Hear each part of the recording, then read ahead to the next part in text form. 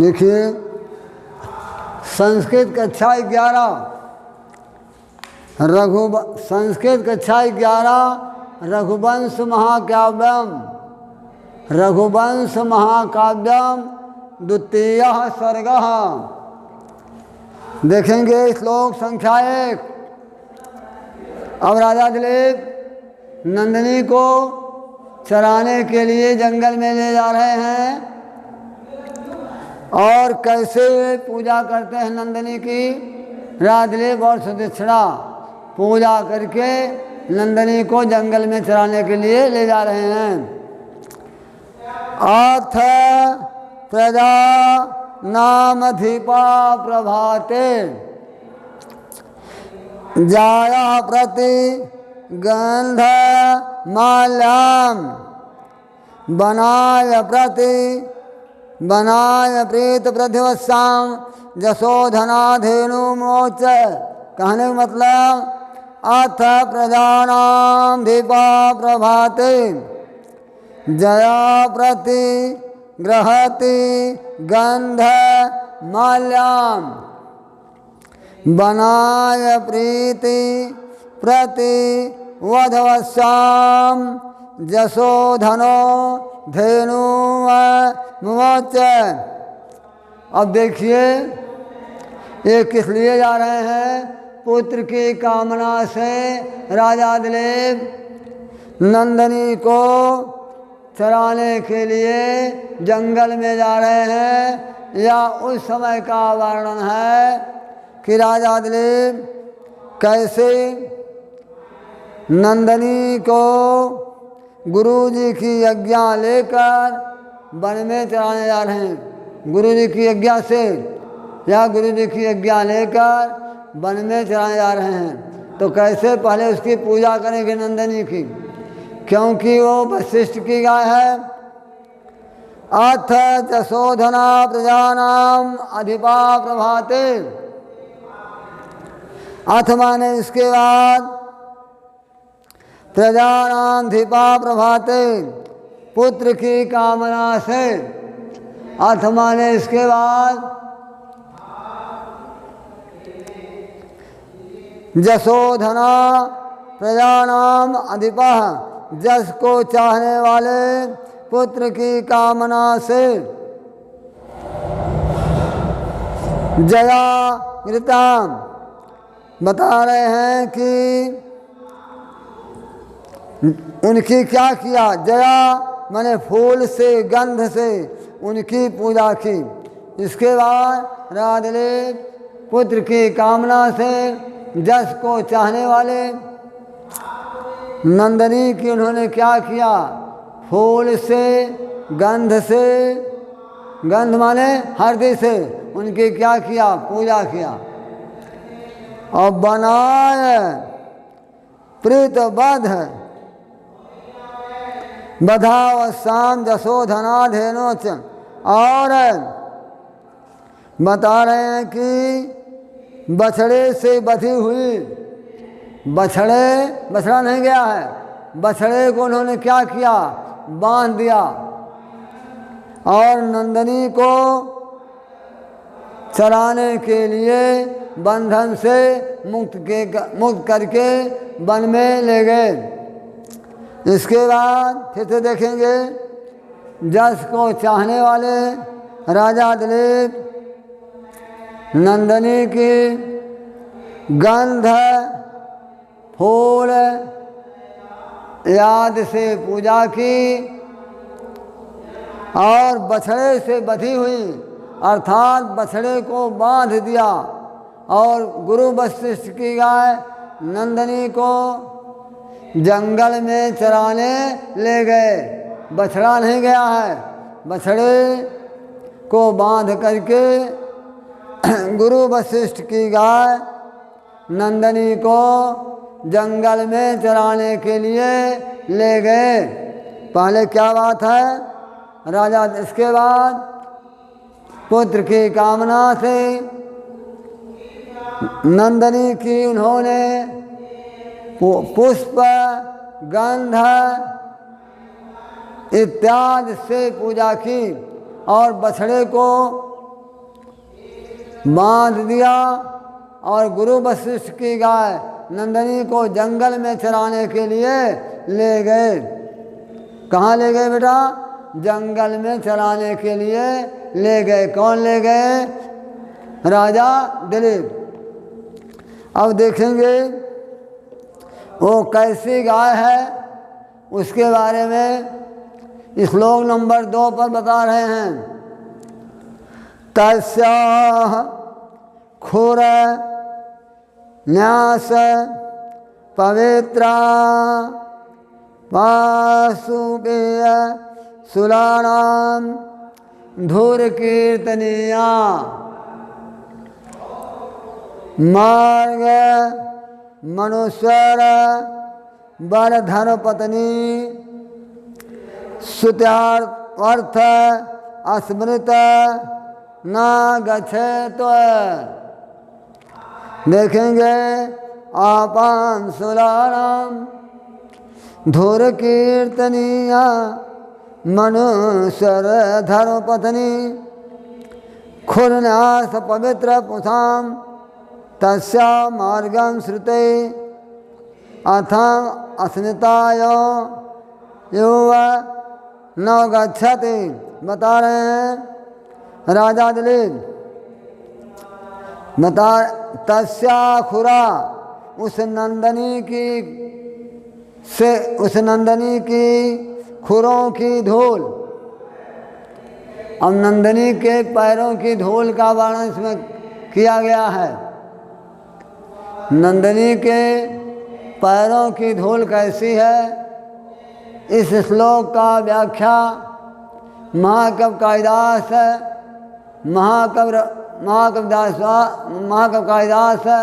रघुवंश महाकाव्य में कर रहे हैं कि तस्या मने नंदनी के खुरों की धूल, नंदनी के खुरों की धूल पवित्र तस्यां खुराणाम पवित्र पासां सुलानाम धुर कीर्तनीया। नंदनी के पैरों की धूल क्या कर रही है? मार्ग को पवित्र करती जा रही है। अब लिखते हैं नंदनी के व्याख्या है नंदनी के पैरों की धूल मार्ग को क्या कर रही है? पवित्र करती हुई इस प्रकार चल रही है कि जैसे तस्याम मार्गे सुते, जैसे कि वेद की श्रुतियाँ उनके पीछे चल रही हैं। नंदनी कहने मतलब नंदनी के पैरों की धूल इस प्रकार चल रही है कि मालूम पड़ता है, क्या होता है? मालूम पड़ता है कि वेद जो है उनके पीछे पीछे चल रहा है। फिर से देखेंगे तीसरी बार है नंदनी के पैरों की धूल मार्ग को पवित्र करती हुई ऐसी जा रही है कि जैसे मालूम पड़ता है वेद जो है उनके पीछे पीछे चल रहा है। अब देखेंगे श्लोक नंबर 3 में क्या लिखते हैं। निवत राजा दयताम दयालु अस्ता स्वर्भियाम सुर विजसोभि पयोधरी भूत चतुर समुद्राणाम जुगोपि गौरूपधराम्योऽयम्। अब देखेंगे जसो भी सुर भी जस को चाहने वाले या दया करने वाले जसो सुर भी दया करने वाले कौन? राजा दिलीप। कौन? राजा दिलीप। निवृत्त राजाम दयताम दयालु सवतां सौरभियं सुरभिजशोभिं पयोधरीभूत चतुर्समन्द्रां जुगोपि गोरूपधराम्योऽहम्। जसोधरा माने जस को चाहने वाले, कौन? राजा दिलीप। और सुरभि राजा ताम निवर्तन, राजा दिलीप अपनी प्रीतमः सुदीक्षिणा सह, सुदीक्षिणा के साथ वन की ओर जाने से पहले राजा दिलीप अपनी पत्नी सुदीक्षिणा को वन से लौटाकर पयोधरी भू समुद्राणाम, चार समुद्रों को चार स्तनों के रूप में मैंने नंदनी की चार धार को दो दिया। दो करके क्या किया? इस प्रकार नंदनी की क्या कर रहे हैं? रक्षा कर रहे हैं। राजा दिलीप अपनी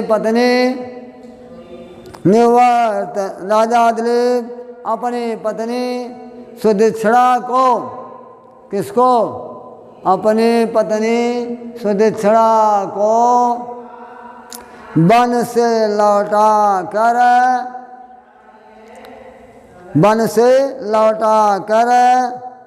इस प्रकार रक्षा कर रहे हैं। और गो के रूप में नंदनी की चार धार पृथ्वी पर दूध को गिरा दिया। मैंने हमारे कहने का मतलब, जस को चाहने वाले राजा दिलीप अपनी पत्नी सुदीक्षिणा को लौटा करके, अपनी पत्नी किसको? सुदीक्षिणा को लौटा करके नंदनी के चार धार दूध को पृथ्वी पर गिरा दिए और नंदनी की क्या कर रहे हैं? रक्षा कर रहे हैं। नंदनी की बेटा क्या कर रहे हैं? रक्षा कर रहे हैं। कौन कर रहा है? राजा दिलीप। अब देखिए दिलीप और क्या करते हैं, इसको बताया जा रहा है। व्रताय, चौथा श्लोक है, व्रताय तेना अनुचरेण धेनो यध सवेधि शेषो अनुयान वर्गः न चा तस्य शरीर रक्षा स्वबीज गुप्ता ही मनो प्रसूति। श्लोक नंबर 4 में क्या दे रहे हैं कि व्रताय धेनु अनुचरेण तेन शेषा अपि अन्य वर्गान निषेधः। व्रत के लिए राजा दिलीप ये क्या कर रहे हैं? व्रत कर रहे हैं ना, ये व्रत कर रहे हैं। व्रत करने के लिए राजा दिलीप फिर देखेंगे, व्रताय तेना अनुचरेण धेनु सेधि शेषो अन्य वर्गः न चातस्य शरीर रक्षा सोबीज गुप्ता ही मनो प्रसूति। आगे देखेंगे, व्रताय माने होता गो रूपी गाय की रक्षा करने के लिए, गाय की रक्षा करने के लिए अर्थात नंदनी की रक्षा करने के लिए दिलीप ने क्या किया? शेष अंचलानाम, शेष सेवकों को क्या किया? चलने से मना कर दिया। कहने मतलब व्रत की रक्षा करने के लिए राजा दिलीप ने जो शेष अंचल हैं, जो उनके पीछे पीछे चल रहे हैं, राजा दिलीप ने क्या किया? उनको लौटा दिया। राजा दिलीप ने क्या किया? उनको लौटा दिया। क्यों लौटा दिया? कि तस्य शरीर रक्षा चाहता, उनके शरीर की रक्षा के लिए दूसरे की आवश्यकता नहीं है। कहने का मतलब राजदेव ने अपने